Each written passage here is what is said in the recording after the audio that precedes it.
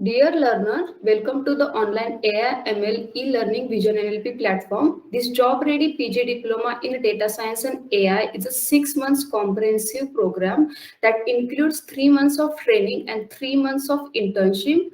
Throughout this course, you will learn and you will get exposure to the key technologies such as Python, statistics, machine learning, deep learning, natural language processing, and 20 plus industry real life projects.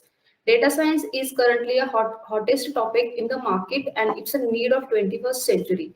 In this video, I will walk you through most important ingredients to become a successful data science and also program features which Vision LLP is going to provide. Hi, I'm Shweta. I have a 4 plus years of core experience in deep learning, NLP, and data science across various domains. Currently, I'm working as a data scientist in Mango Science, and I am a top-rated Upwork freelancer. Agenda of this session is applications of data science. What is data science? What do data scientists do everyday life? Data science career and advice, program features, program highlights, Vision NLP community, and stay tuned with us. So in applications of data science slide, do you know about ad recommendation? Whenever we search any keyword on Google search, for example, Vision NLP Python classes.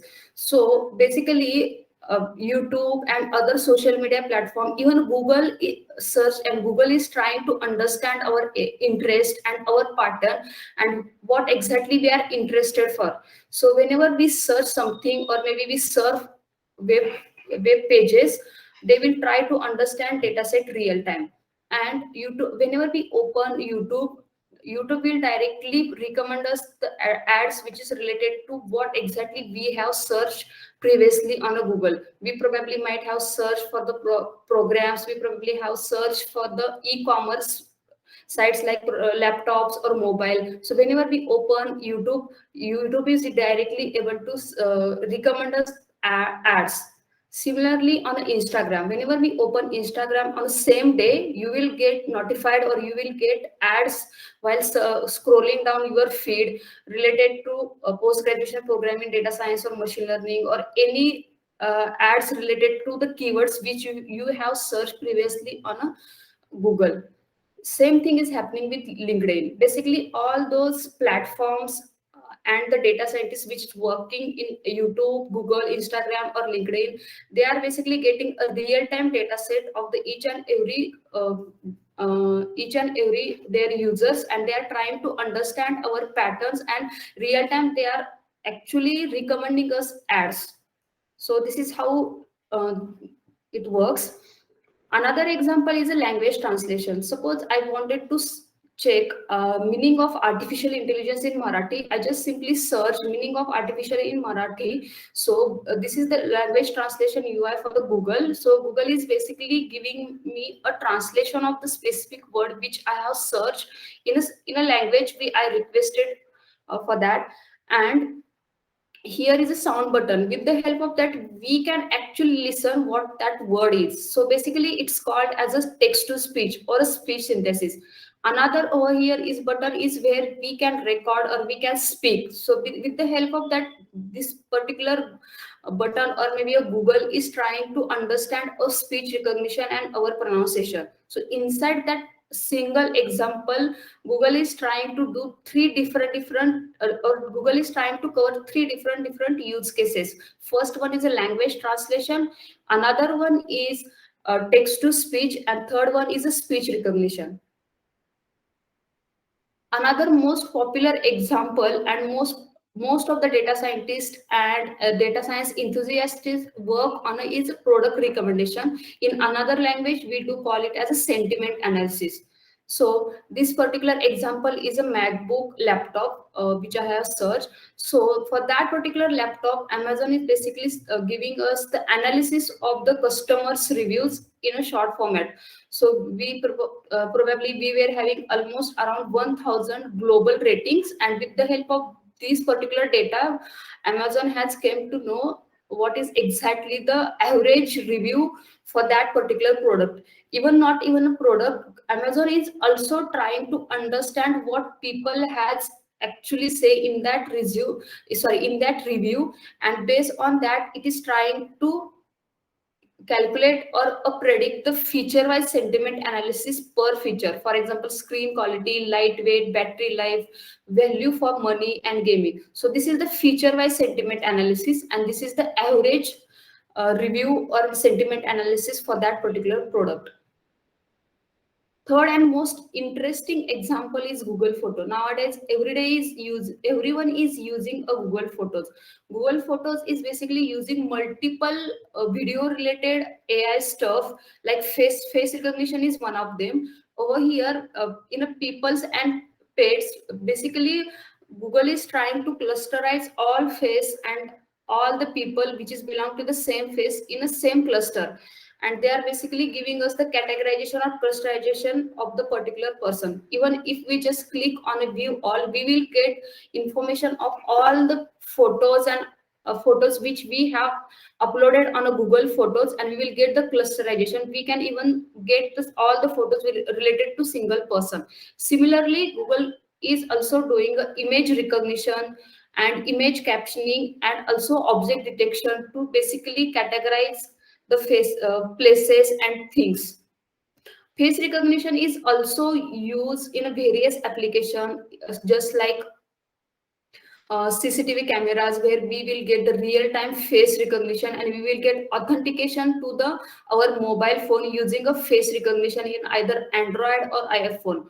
Also, face recognition is also used in a Facebook. Like suppose we upload any of the group photo on a Facebook, Facebook is trying to understand all the peoples which we have uploaded, and if they have their Facebook account, and if they previously have uploaded their photos on a Facebook, so automatically we will get the tagging, this person name is this person name is this. So basically all those companies are using deep learning and video recognition technologies to predict the person's face or maybe analyze the face recognition. Another example is a house prediction using machine learning. So previously we have seen example where we have unstructured data set in the form of text, audio, video, and for the house-wise prediction, we probably will have a data set in a structured format. Structured format means data set will be available in a rows and columns. Like suppose for the house price prediction, we might be interested for the demographic information of the persons, like age, maybe income and other stuff. And income is not a demographic. Other information like age, his gender and name and all. So based on that, we are actually trying to predict a house prediction. So house price is a continuous a dependent variable. So in that situation, basically we use a linear regression algorithms to predict the house price. Another example is a Google Assistant. So do you know how exactly Google Assistant work? And we can actually have an interaction with a machine or maybe an assistant. So we basically need to just pass the commands either through a text or maybe through a speech commands. So the Google Assistant is trying to understand what commands we have passed. This is basically trying to understand the text or audio and trying to make sense out of it and giving us the response for all the commands which we have passed. So this is also interesting use cases of AI and ML. Another side is what is data science. So data science is nothing but which is a combination of three core areas. Mathematics and statistics is one area, programming is another area, and business expert is a third area. Mathematics, statistics, which has algorithms and actually building a calculation of algorithms and making sense how exactly this algorithm works and trying to be this basically covers all the algorithms which we usually use in a data science. Programming is nothing but which actually automates what exactly algorithms or formula we have previously discussed in the mathematics. Suppose I just wanted to calculate the average of maybe 10 peoples. In that situation, every time I need to ask persons to give their age, and based on that age variables or maybe age input, I need to calculate the average age of all the peoples which is in the particular class. So suppose I just build one of the automated program where I just need to pass, or maybe I need to just pass the Excel file. Inside that Excel, I just have the age of each and every student which is available in the class. So I'll just need to pass that Excel file to the Python program or maybe any programming like Java, R, and that automatic automation code will directly give me a average of all the people, all the students available in a particular class. So that's the benefit of having a programming with us. We can do automation in so many tasks which previously we were doing manually. Third one is a business expertise. Business expertise is a nothing but a domain expertise. Over there, it actually comes with the domain understanding or maybe a subject matter experts to the various domains such as banking, healthcare, finance, e-commerce, multimedia. So let's understand one of the simple example in a healthcare industry. Suppose I just wanted to predict the person has a diabetes or not, and diabetes usually comes with a old age people or maybe a person who has age probably more than 50 or more than 60. And suppose a client gave me a data, and inside that particular data I have all the data set which is related to probably all the people in belonging the age between 20 to 40, and only a few out of 100 only maybe 5 to 6 people are, or maybe 10 people are belonging more in an age more than 60. I won't be able to consider that variable as a outlier variable, because it doesn't make a sense. Because when we think in terms of a domain knowledge, we can see that usually people who has their age more than 60 uh, is supposed to have, or maybe is a probability, the higher probability to have a diabetes. So whenever we work on a client's project or any real life use cases, we must need to understand the domain. We must need to understand what is happening, or maybe all the insights related to that particular problem statement. So data science is a nothing but it's a combination of mathematical and statistical algorithms formula, as well as a programming to do the automation, as well as the domain expertise to give the more meaning or maybe insights to whatever we have found using technical stuff. So, what is data scientists do in a everyday life? So, I am a data scientist, and what actually I do in my day-to-day life, I'll just start explaining. Suppose client give me one of the problem statement, and I need to give him a proper insights for that particular problem statement. So, suppose we just have had a call, and I have a call, and inside that he just started explaining me the problem statement. I must need to ask as many as question to the client to understand the problem, to understand the insights regarding the probably a data, and what are the variables and how exactly they make sense. Suppose we wanted to predict something, so I just need to ask as many as question to understand data set. Once I understand a problem or data set, I need to build a list or maybe a to-do list, what exactly my next step should be and how exactly I can proceed to come up with a meaningful insights out of that data. Another my step would be a gather a data set. So over here I need to gather a data set. There are multiple sources to gather a data set, which always depends on the problem statement which we have or maybe a client have defined before. One of the source is we can go to the database team or data engineers team. We can ask or maybe to give us access to the data set or give us the data set in a particular format. Another one could be, suppose I want to do a, just like previous example which we discussed, Amazon product review analysis. Suppose our client has a new e-commerce site launch, probably few years back or maybe one month once, and he wants to get the analytics or insights for the review analysis. So in that situation we need to scrape a data set from a web. So that is another application. Or maybe sometimes there are, for the few of the use cases or maybe for the few of the problem statement, there is a readily available data set present in either in Kaggle, UCI machine learning, or maybe government sites, from where we need to just download the data set and start working on the next steps. So my next and very crucial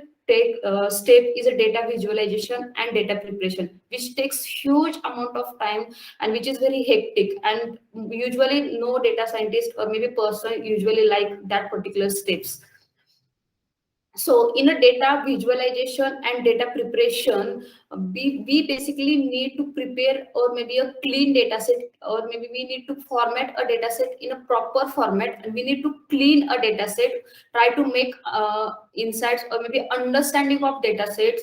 Data visualization techniques which usually help us understanding a data sets, like maybe a simple histogram can make a sense of specific data, that particular variable is normal distributed or maybe highly skewed, low skew, or maybe which has a lot of outliers. So all those things which we can come up with a data visualization techniques.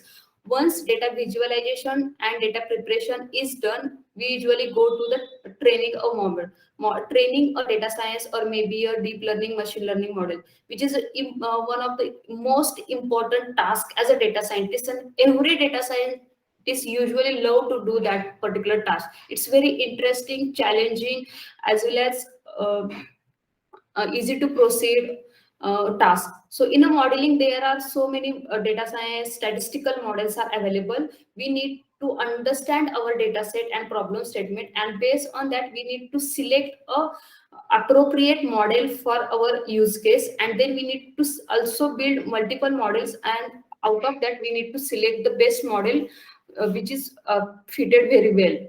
Next task is communicate the result.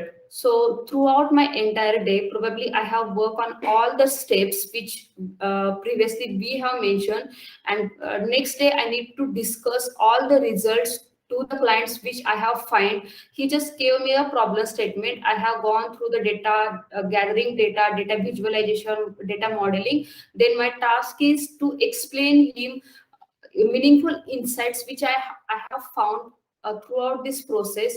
I need to communicate it properly so that client can able to understand what exactly insights we have found throughout this process.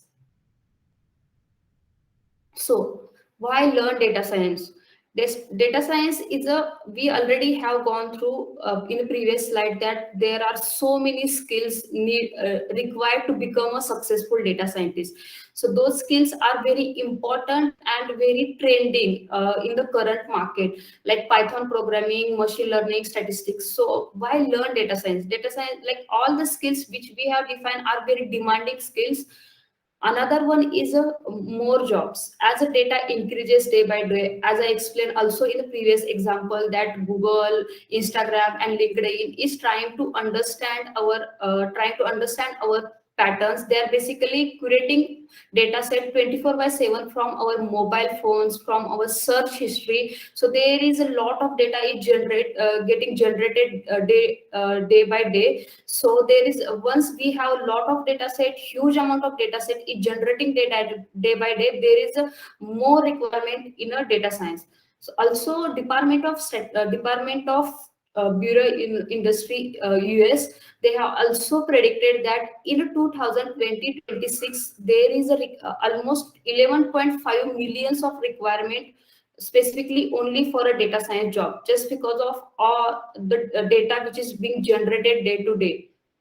Another one is the highest salary, which is very well known that data scientists usually earn a lot of package or highest salary in the market, because they are actually dealing with so many things and they are automating the process. And yeah, data science is a future and up and coming field.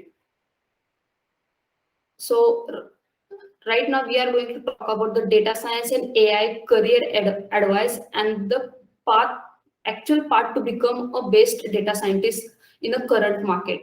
First one is a participate in a Kaggle competition. So this is very important that as a fresher or when you started learning a data science or maybe you are a data science enthusiast, so in that situation you don't have much knowledge in the start, so your resume probably have just few information about your educational stuff and maybe a college projects you probably have completed. So most of the data scientists, most of the data freshers who is looking for a data science internship or data science project, they probably have a resume in the same format, so that's why the resume is not getting shortlisted. So what exactly we have to do is participate in a Kaggle competition. Kaggle competition is nothing but the like just like previously we have discussed applications of data science. So probably one of the company will create the competition for the important or maybe a trending applications which is going in their company. So they will just post their application or problem statement on a Kaggle forum. So over here there we need to apply for that particular part, we need to apply for the competitions and you will get access to the data. You will start building a model and all the knowledge which probably you have learned from various certification and all. And you basically need to get a good rank in a Kaggle competition. It's not that you just need to participate. You have to achieve a good rank by giving or maybe by providing the good results to a specific data set or competition which you have selected. And after that you can simply add this particular link in your resume that will make a huge impact on your resume. Another one important is a build LinkedIn connection. LinkedIn is a professional media, and over in a LinkedIn, you probably will get a post. Like suppose you have a connection with friend and who has posted links or maybe a job alert on a LinkedIn, you will get access or you will get notified for that particular job and you can directly apply. Apart from getting a job alerts, you will also get influence. Suppose I just love traveling, so in that situation I whenever I open my Instagram or maybe Facebook, they have already predicted my area of interest that I am interested in travel. So whenever I surf or maybe I just scroll down my feed, I will get all reels and feeds related to travel and I might get influenced, and probably next few days or maybe few weeks later I just wanted to make a plan with my friends to go and travel. Similarly, when instead of surfing, or maybe instead of scrolling Facebook, Instagram, I would recommend you to start using LinkedIn. Similarly, on a LinkedIn, whenever someone has completed their certification, or maybe someone had just write down their post and posted that particular link on LinkedIn, you will get notified related to all stuff in a data science. So you will get influence and you will also start learning and you will connect like-minded people through all the posts and all those stuffs. So start building your connections for the so many advantages. Another one is participate in hackathons or maybe a hacker rank. So participating in a hacker rank or hackathon, that way you will build your programming knowledge very strong. So it's basically providing us the programs, problem statements which we need to solve. And whenever we solve a problem statement, we will start earning badge and points. And those particular things we can also add in our resume that I have earned 5 star or maybe I have earned 3 star in the Python programming on a hacker rank. So all those things usually makes a lot of impact for the work providers. Another one is join data science meetups. Like there are so many free and paid meetups are happening around us. You just need to attend those meetups virtually or maybe physically and meet like-minded people. So you will automatically get influence for the other stuff. Another and most important thing is have a mentor. I am a data scientist and I'm still learning because there are a lot of data is getting generated, lot of research paper are getting published day by day. So I need to be aware, or I need to be alert for the whatever new and upcoming things are coming in the market. So whenever we have a mentor, we can simply ask for them, is it a right path or a wrong path, and the people already have gone through the process, and we can just get and we can learn a lot from the mentor. So just have a mentors that help a lot.